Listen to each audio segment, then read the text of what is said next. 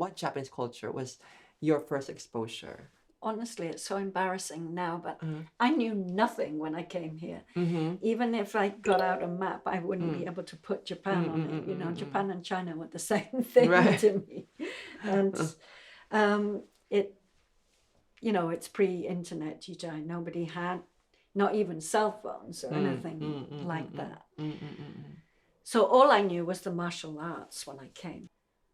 I was expecting people to be wearing something different, but I didn't know kimono. So when you came here, what kind of fashion people were wearing? That everyone was wearing Western dress, same as Already, us. yeah. So yeah, so I'm like, oh, I didn't expect that. Mm, mm, mm, mm, mm, But I didn't know what I did expect. mm. And then my first exposure to kimono was when I went to a flea market and I was actually looking at pottery. And there was always this rack of beautiful fabrics, Mm-hmm.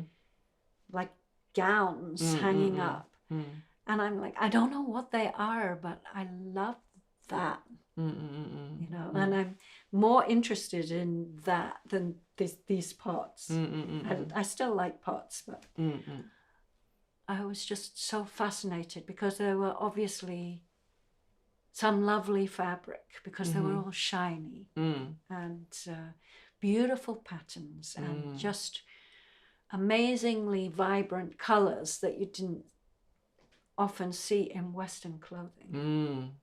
Were you been always fascinated with the fashion before you had that, like moment with kimono? Yeah, Mm, always. mm, mm. And I think it might stem from being a twin. When I was a kid, Uh-huh. when I was really small, we were dressed the same. Oh, like And people used to mix us up or just call us the twins. And I didn't like that. so you want to be different. Yeah. So Mm, clothing was my way to be different, mm, to, mm, to mm, say this is me and not her and me. So I've always been interested in clothing. The way you accessorize the kimono with like different sort of like the hats, like some here and there, like, it's very interesting, right? It's not like the typical fashion that you would wear the kimono because kimono in Japan is very, like they very much respect it like by just wearing just like the kimono. Yes and no, Mm, mm, because mm, in the Meiji period mm, when Western dress first mm, arrived, mm, everyone was wearing kimono, right? mm, mm, mm, mm, But not everyone could afford a Western dress. mm, mm, But and at that point, Western dress was kind of, wow, this is something new and different, and it's so oshare, yeah. so stylish. But even if you couldn't afford a Western dress, maybe you could afford some gloves, or maybe you could afford some shoes, or maybe a hat, or a parasol. So people started to bring in these elements and wear them with their kimono. And still up until the Second World War, so we're talking about like 1945, 1950, more Japanese women are wearing kimono than Western dress. So the Western dress actually has a short history here. Oh, is that right? Yeah. The image is like, oh, Western dress arrived in Meiji period and everyone changed to Western dress. No, they didn't. They didn't. Men changed gradually, starting from the government and then the arms of the government, like the forces or the post office or those military things, went into uniform, and it gradually trickles down. But workers didn't change, and many men led what they call niju seikatsu. So they dress Western for work and then come home, throw it off, and put on a kimono. Very interesting. Yeah. So ever since kimono has arrived, people have been mixing and matching. So I don't think there's any reason why there needs to be a huge wall between kimono and Western dress. Yes, right, yeah, Yeah. too. And it actually match, right? Like like for example, this hat I'm wearing, like with this, it's just it's not like a mismatch. It's actually match. It You does know? match, yeah. It's perfectly Yeah. perfect for walking out in autumn, right? Exactly, yeah, exactly. Yeah. In season, now it's autumn, for example, how do you select the colors? For example, how do you Um, I'm not necessarily. I mean, today I don't have anything particularly seasonal on, I don't think. But I would use the concept, if you like, the idea of autumn in my coordinate. And it could be that I'm more likely to wear kind of reds, golds, oranges, or put those kind of accessories into my outfits, just the autumn colors. Or it could be that I'm more likely to choose a kimono with autumn designs in it, like an obi with maple. like what we have here in the Yes, background? or the moon. The moon is kind of autumn design.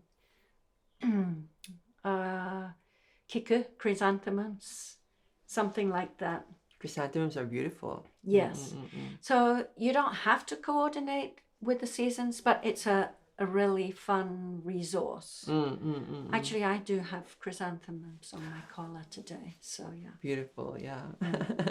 Sheila, over the years, you have probably seen the drastic change over the kimono culture.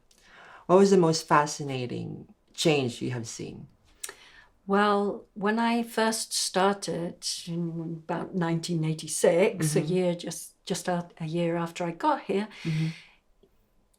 if you saw a kimono wearer in the street, they were probably going to a wedding or to a tea ceremony. And the tea ceremony ones were very plain, and the weddings, one's going to a wedding wearing gorgeous kuroto misode, black kimono, or some very fancy dresses. But there wasn't really anyone, except for a few old people, wearing kimono casually. And the rise of casual kimono wearing has been a huge change. And it started in the 1990s. And then the first kimono wearing group appeared in 2000. Actually, it appeared in 1999, but in 1999 it was just for men. It's called Kimono de Ginza. Kimono de Ginza. Yes.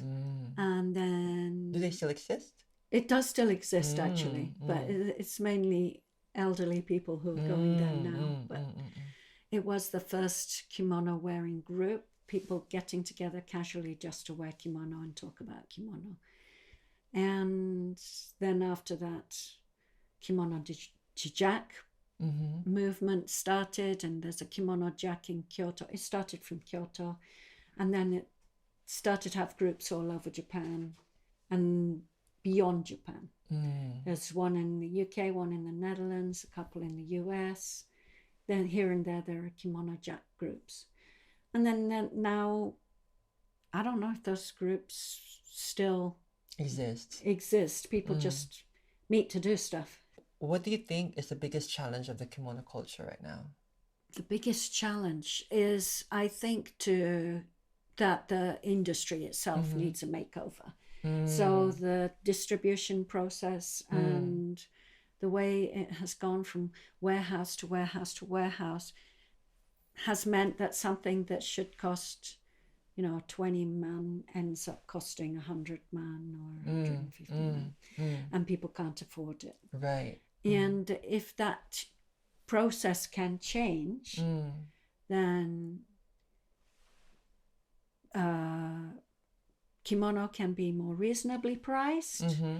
And if the wearers and the makers have less distance between them, it will result in less waste in the industry. For example, people make,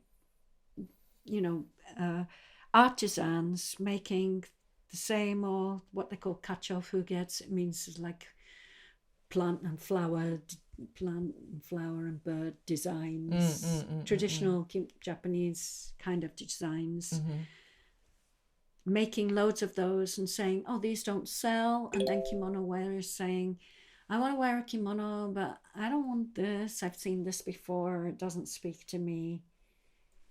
You know, there's a huge gap there because you can't let leave fashion in the hands of 80-year-old guys living in some island somewhere, you know. Right. Yeah. There has to be more communication between the makers and the market and the users.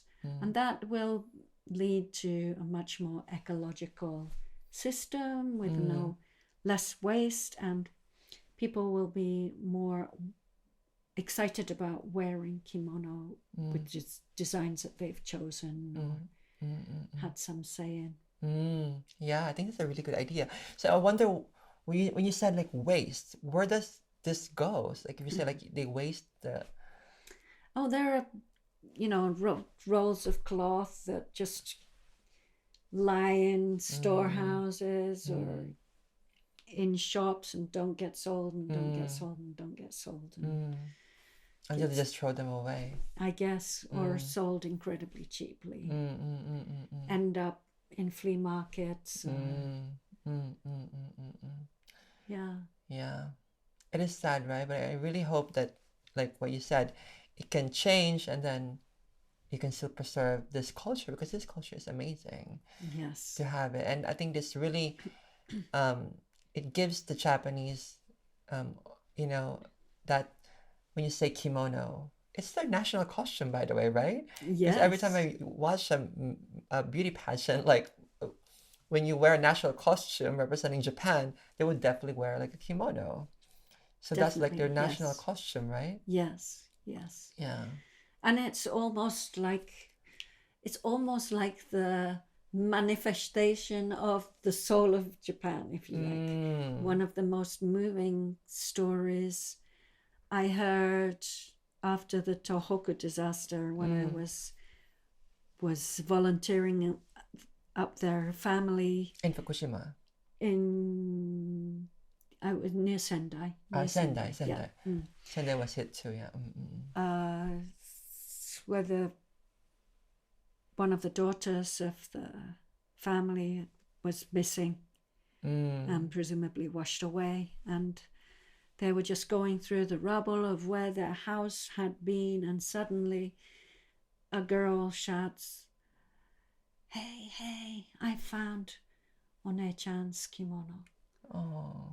You know, and it wasn't like a shoe or, you know, I found her Uniqlo t-shirt. It was like, that was the sister, you know. For them, it's like really precious to have that, you know, kimono for them. Yeah. And that's what I like about the kimono too, because the way what I've heard, the way they do it is they pass it on to the generations, right? Yes. Yeah. And so it binds people to other people, and it's also rooted in Japan, you know. So it's fast fashion. You have no idea where it's made. It doesn't matter. It's anonymous. It came from somewhere and it goes anywhere. But kimono was born here, you know. This kind of kimono can be made in a specific place because of the economy of that place. They've always done this work there. Or because of the climate here, it produces this plant which produces this kind of thread, which they've always woven into kimono. Or a certain kind of plant that produces a specific dye. So, you know, kimono is a fashion system with roots. That is so true. I wanted to ask you this question because this question also I get this from people, foreigners, like us, Western people. I used to host a lot of travelers, and every time I told them, if you want to try to do a kimono dress up, like a photo shoot, we can do that for you too. And they would always refuse because they think that kimono is really it's very traditional. They didn't want to wear them. So I want to ask you, like, do you do you for you do you think it's okay to wear even though you're not a Japanese to wear a kimono? I want coming from you to let them know that it's okay, right, to wear a Yeah, kimono. yeah, it's definitely okay. Mm, mm, Definitely mm, okay. mm, I mm. mean, I don't know about other nationalities. Brits love to dress up. You know, Mm, they go to visit a castle and there's a corner with all the armor there, you know, mm, and all mm, the mm, kids mm. put on the helmet and Mm, the mm, breastplate and, mm. you know, they're so excited. And Right, I right. think lots of nationalities are probably like that as well. Mm, But it's a wonderful experience to be able mm, to put on a kimono mm, mm, mm, mm, and just, you know, to see what it feels like from mm, the inside. mm. And yeah, just wearing the culture in that way Yeah. is such a learning experience, and it Mm. makes you feel so good. It actually feels like wearing it just right now with you is amazing, and Mm. to be dressed, like the process may take a little bit of time, but like they dressed you up, like the way you have to be poised when you're wearing the kimono, you feel special, right? Yes, When you wear yes. them. Mm. And I think it's so elegant. You know, Very the elegant, yeah. only parts of your body that actually show are your head and your hands. Mm, mm, mm, So mm, it's mm. very kind. It So true. hides everything you want to hide, Yeah. and it just makes you feel lovely. Mm. I wanna ask you now though about some people who does kimono in a way that is too revealing, like sexy. Like Mm. now we have like different types of kimono designers that they even just like put it as a show. What Yeah. do you think of those?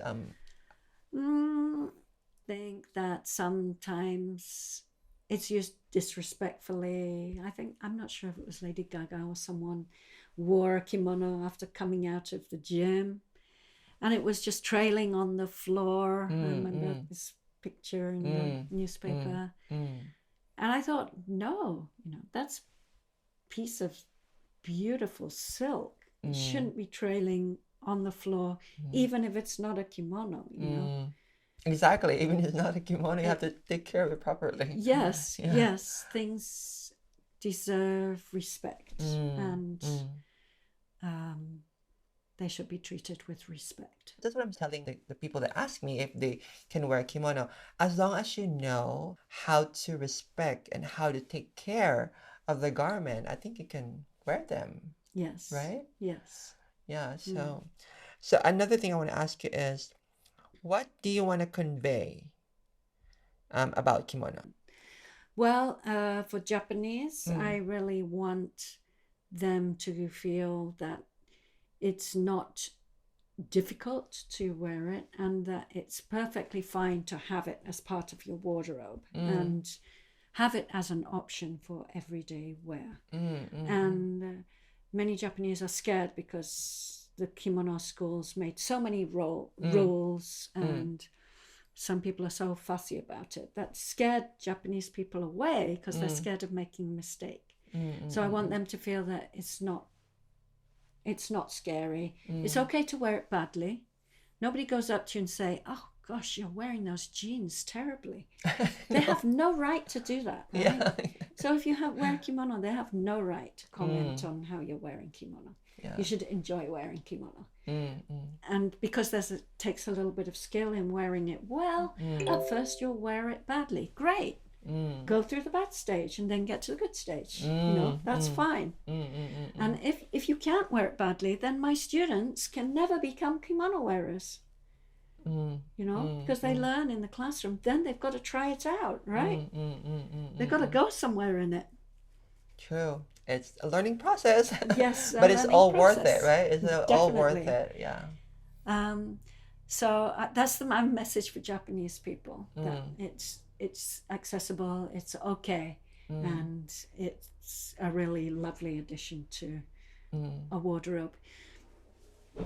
People in other countries are not going to introduce kimono as an aspect of their daily lives, I mm-hmm, don't think, and are not probably going to purchase new kimono. But I would like them to know about the wonderful textiles and the mm, designs, mm, and mm, that super rich culture that we have here in such a high standard, and just the attention to quality in the making of fabrics is absolutely amazing.